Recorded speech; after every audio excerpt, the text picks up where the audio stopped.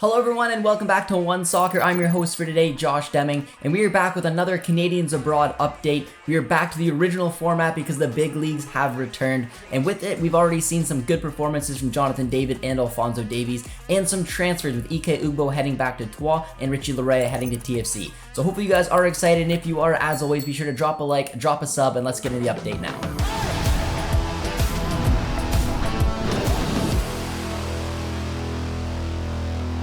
We are going to start things off in England with some transfer news as Richie Laryea gets loaned back to Toronto FC. TFC confirmed the return of Richie Laryea on loan from Nottingham Forest. To get Laryea, Toronto had to make multiple side deals involving at least $350,000 in general allocation money with FC Dallas and FC Cincinnati in order to move up the allocation order.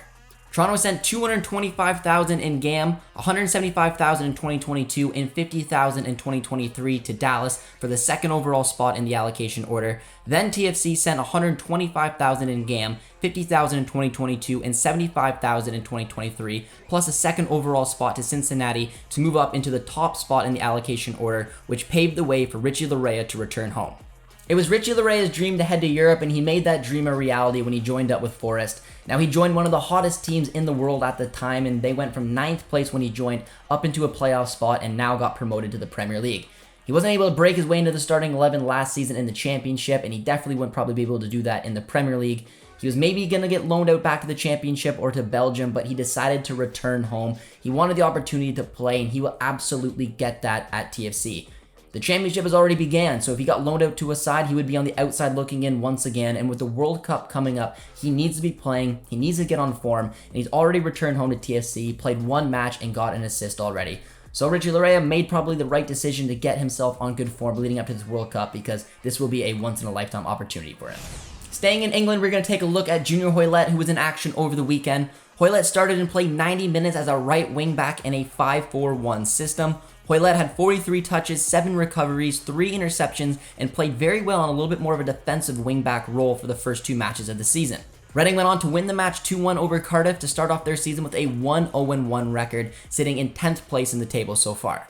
It's very interesting seeing Hoilett drop a little bit deeper. He looked comfortable there, but I personally want to see him just get a little bit higher up on the pitch because we've already got some decent depth when it comes to right wing back positions, and I think when it comes to what Junior Hoilett can bring, especially at the national team, it will be more in a creative role somewhere as a cam, center forward, or out on the right or left hand side. Regardless, it's helping his team get what they need to do, and that's picking up points because this season was expected to be one that was going to be struggling for Reading. So to get off with this start and already pick up their win 2 matches in is nothing but good news for Reading as well as Junior Hoilett. Daniel Jebbison will be looking to impress in the Championship this season, and over the weekend he started from the bench but was substituted into the match during the 67th minute, and he played as a dual striker alongside Billy Sharp in a 3-4-1-2 system. Jebbison had 1 shot and he looked very active trying to help his side see out the match as Sheffield Wednesday went on to win 2-0 over Millwall to start their season off with a 1-0-1 record, and they currently sit 7th place in the table. There are also reports stating that over the last couple of transfer windows, Everton have been keeping an eye on Jebbison. Nothing have materialized, however, Jebbison does remain interest to Everton during this current window, with Frank Lampard juggling a bunch of injury crisis, including star forward Dominic Calvert-Lewin. With Calvert-Lewin out injured, this could be an opportunity to bring in Daniel Jebbison, a very talented young player with a big ceiling. It'll be a bit of a risk to try to throw him in there to play Premier League minutes, but this is an opportunity to bring in someone who could potentially be a star in the future. Regardless what happens with Daniel Jebbison, he's going to be looking to impress currently with Sheffield United, and if he does get that move to Everton, it may completely change things for him in the future. Theo Corbeanu was also in action over the weekend, and he started on the bench and was substituted into the match in the 21st minute due to an early injury. He played as a winger in a 4-3-3 system, and he had 34 touches, 2 successful dribbles, he completed 18 of 22 passes, and he created 1 good opportunity. Blackpool unfortunately went on to lose the match 2-0 against Stoke City to start off their season with a 1-0-1 record to sit 13th place in the table. Theo would be a little disappointed not to start, but it is a very good sign that 21 minutes into this match, an injury happened, and Theo was the first person to come on. He's going to be looking to try to get these type of minutes after signing that long-term deal with Wolves, because he wants to get back with Wolverhampton. That is his goal, and he needs to produce right now in the Championship. And with that injury and some opportunities with a lot of games coming up, Theo should hopefully be looking to break into that starting 11. We're going to end things off in England with some more transfer news. Grimsby Town have signed Luton Town striker Aribim Pepple on a season-long loan. This could be a great move for Pepple, who just made that transfer from the CPL to the Championship. The opportunity to start with Luton this season probably wasn't there, but to develop further in the English game down in League 2 could give Aribim Pepple a massive opportunity to take a big step further this season, and when he returns on loan, hopefully shoot to make a starting 11 next season with Luton Town. Moving along to Germany now, Alphonso Davies was back in action for Bayern Munich over the weekend as he started and played all 90 minutes as a left back in a 4-2-2-2 system. He completed 45 of 50 passes, had 79 touches, 7 recoveries, 3 interceptions, and had a pretty straightforward match down the left-hand side. Bayern went on to smash Frankfurt 6-1 as they were up 5-0 at halftime, and Bayern started the season right now sitting in first place with a 1-0-0 record. There were a lot of questions about how Bayern would look without Robert Lewandowski, and those questions have quickly been answered. They switch up their shape now and they have a 2-striker system with Gnabry and Mane, and they looked explosive. It's not the straightforward type of situation where it was last season, where this type of match where Bayern would have won 6-1 probably would have had 3 Lewandowski goals. There were a number of different goal scorers, 5 in fact, with Jamal Musiala scoring twice, and Alphonso Davies, as always, looked active down that left-hand side, having the freedom and the speed down there as well. It's going to be a very interesting season to see how Bayern does with a Nagelsmann stamp. I don't feel like Nagelsmann really put his stamp on the side last season, but now switching up this shape, having the ability to use these type of players, and almost using Mane in that Timo Werner type role, it's going to be very intriguing to see, and Alphonso Davies and Bayern are off to a hot start. Alphonso Davies wasn't the only player to get off to a hot start, as Jonathan David, I'm going to say, one-upped him. David started and played all 90 minutes as a right attacking mid in a 4-2-3-1 system, as Fonseca also switched up the shape throughout the match to a 3-4-2-1 system where David operated as a dual cam. He was a man on a mission as Lille scored in the first minute of the match as Benjamin Andre scored from long range after picking up a beautiful flick-on pass from Jonathan David. David showed great awareness to pick out that pass, and there was a beautiful finish to put them up early. A little bit later, David went on a run down the right-hand side of the pitch, taking on the Auxerre defenders. He shifted the ball onto his left foot before curling home a great effort. He then picked up his brace with a calm finish as Remy Cabella set him up perfectly to steer the ball home. David picked up the man of the match with his 2 goals and an assist as Lille went on to win 4-1 against Auxerre to sit second place in the table with a 1-0-0 record. Paulo Fonseca has definitely put his stamp on this Lille side. He's already got them to buy into his 2 main systems, the 4-2-3-1 and 3-4-2-1.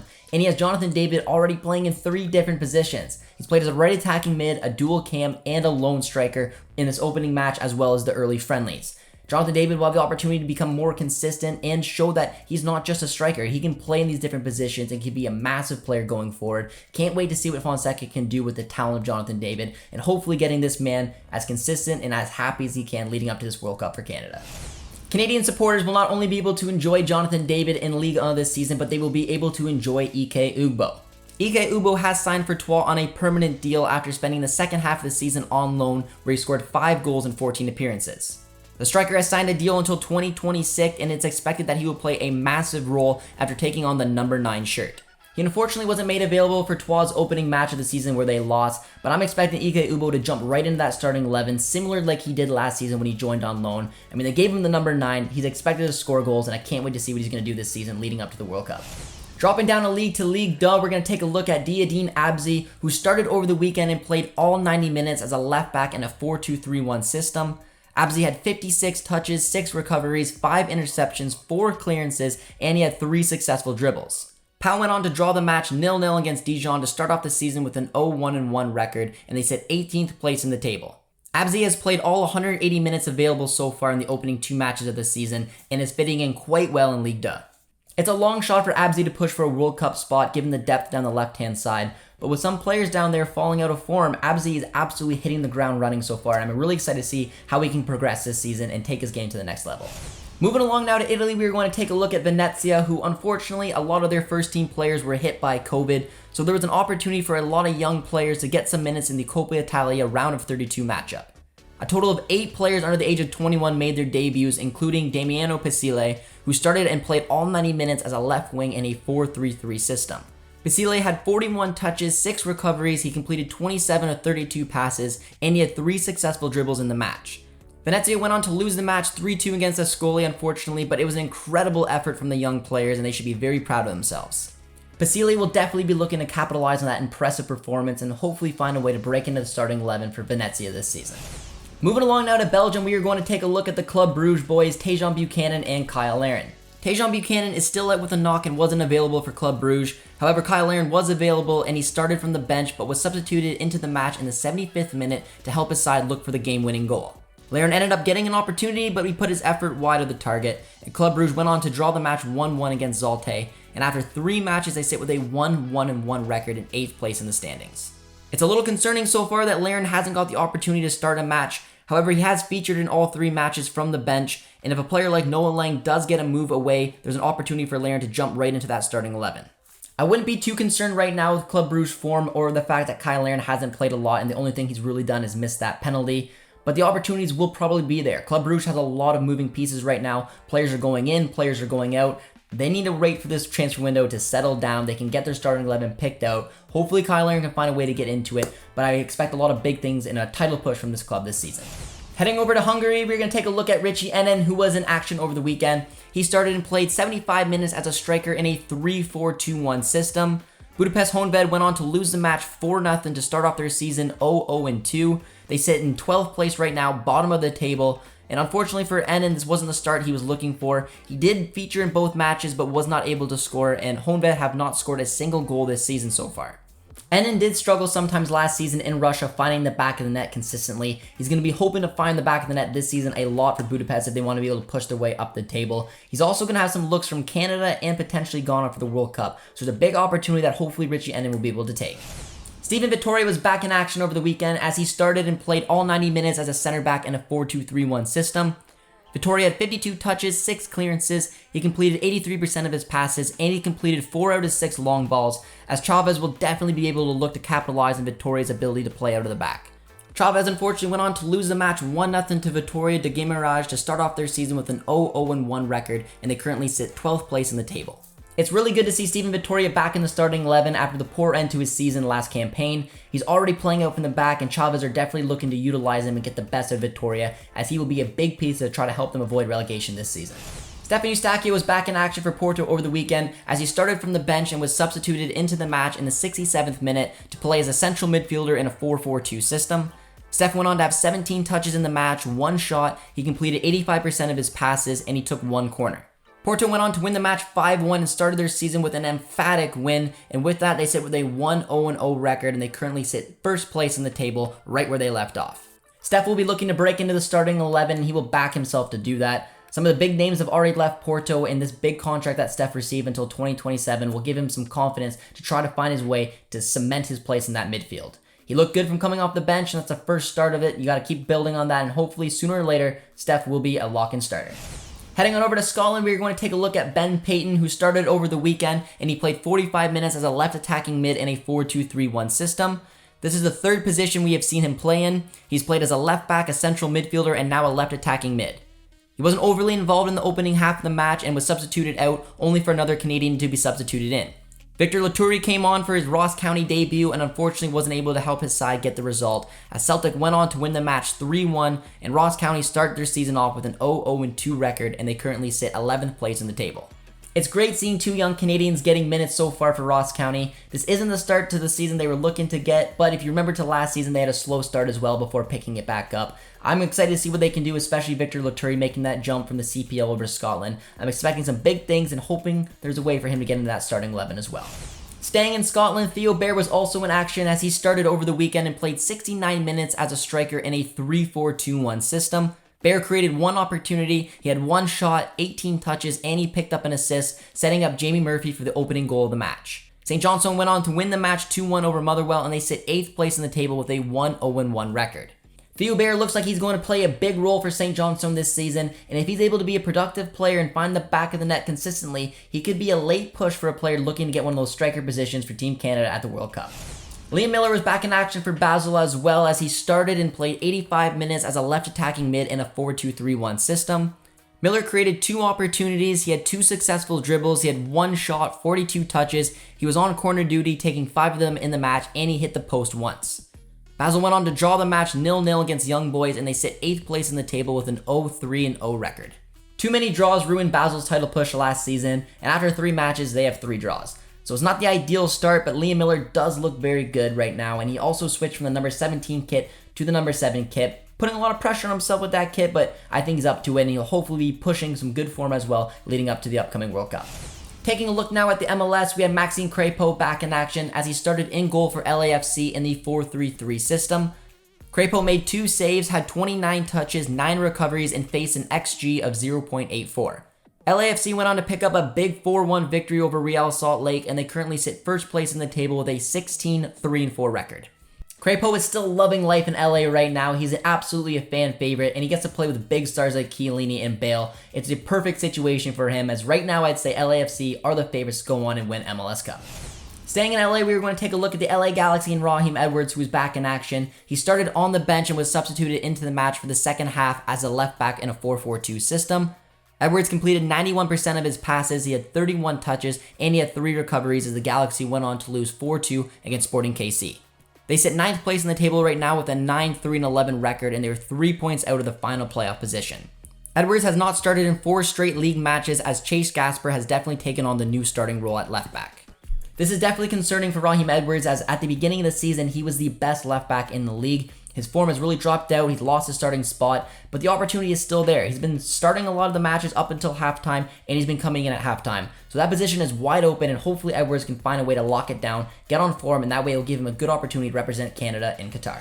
Moving along now, we are going to take a look at some of our Canadian women's national team stars. In NWSL action, we saw OL Reign take on the Houston Dash, and the match was full of Canadian power. Houston lined up in the 4-3-3 system, which saw Elisa Chapman start at left back, Sophia Schmidt at center mid, and Nichelle Prince at left wing. OL lined up with the same 4-3-3 system, which saw Quinn start at the heart of the midfield and Jordan Huitema started as the lone striker.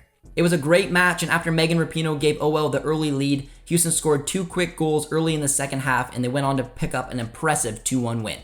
With the result, Houston sit 3rd place in the table with a 7-3-4 record, while OL sit with a 5-6-4 record in 6th place, currently holding on to the final playoff position. Elsewhere in NWSL action, we saw Desiree Scott and Victoria Pickett both start for Kansas City Current as central midfielders in a 3-5-2 system. Scott played all 90 minutes while Pickett was substituted off in the 64th minute as KC went on to win the match 2-1 over San Diego Wave to move up to 5th place in the table with a 6-4-4 record. We have some MLS transfer news as well, as the Houston Dynamo have waived the contract of Tyler Pasher, who leaves the Houston Dynamo with 6 goals and 39 appearances across all competitions. There were some reports that Sporting Kansas City were interested to bring Tyler Pasher in, but those reports were quickly dismissed. Hopefully Pasher can land himself a job in the MLS for the remainder of the season if he wants any chance to playing for Canada at the upcoming World Cup. Pasher was a useful player for the Dynamo this season. He started some games and featured a lot from the bench. He definitely should be able to pick up a job somewhere in the MLS, and I'm hoping that it could probably stay in the West. There's got to be a team somewhere out there that he can remain in, because unfortunately, I think going down a league might end his opportunity to go into Qatar.